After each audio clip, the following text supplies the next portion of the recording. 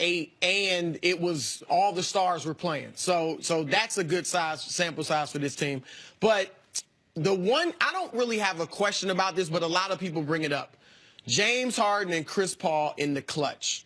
Now, Chris Paul has had some good clutch moments, but he's had some bad ones. Even last year, Game 7 against Utah, 13 points, didn't shoot well from the field, and he had been killing it in that series. Was almost averaging 30 in the first 6 games. 7th game, just couldn't deliver. We've seen it against Westbrook in the OKC series a few years ago. And Harden's had a bunch of bad moments. Harden's had, last year, Game 6, you think he was concussed. Whatever the case, he didn't come up. He didn't even look like himself. He didn't look like he wanted to shoot. He looked like he kind of froze up. We saw it against Golden State in 2015. So I have a question on that. And then also, a lot of people around the league, as great of a coach as Mike D'Antoni is, what I hear from a lot of people is his weakness is lack of attention to detail.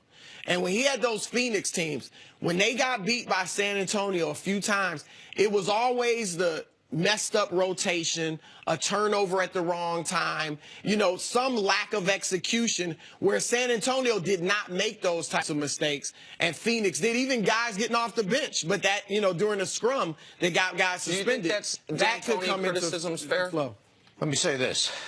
If there are criticisms about Mike D'Antoni, I wish I had the same faults he had, because, 1, he keeps getting jobs. 2, he keeps winning. He's been to NBA Finals. I haven't done any of those things, okay?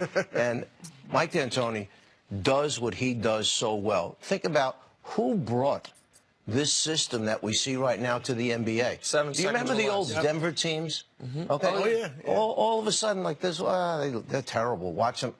But, when you have better players doing that same thing, they look better than they did. He couldn't coach in New York, could he?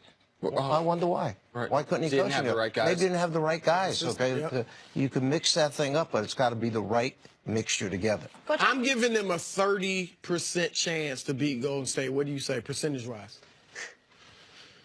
They have a chance. And like I said, they certainly do. Percentage-wise, I don't know, but I always go back to this. Let's go back to San Antonio. Was San Antonio on a roll last year against Golden State in that playoff game until Kawhi Leonard got hurt? A 20-something point lead disappears. Remind me, they lose, and they're gone.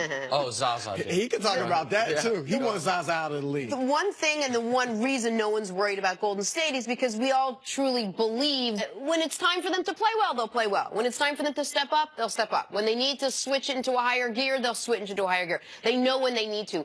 Does Houston have that ability? Do you see Houston getting that much better than they are right now? Do they have a second gear? Or are you worried about, as we always talk about, Chris Paul and James Harden in the postseason? Let's remember, Houston is so much stronger and better now than they were a year ago. First thing I thought they did well was they added toughness. They added some toughness to their... P.J. Tucker, not a bad pickup, because he comes out, he beats people up, then they bring a guy in like, Joe Johnson. Broussard has been a good pickup for them. Exactly. And this team has developed defensively, and I don't want to put this on one guy, but Jeff Bzdelik is on the bench right now. And from what I hear, early in the year, the staff sat together and they put Bzdelik in charge of the defense, and Mike D'Antoni said, you have this many minutes in practice for defense. Now, whether it was 15, 18, 20, 22, Bzdelik has made the most of it. They are a much improved defense. One very interesting note on the Rockets, last thing I'll say on this. They can beat you anyway.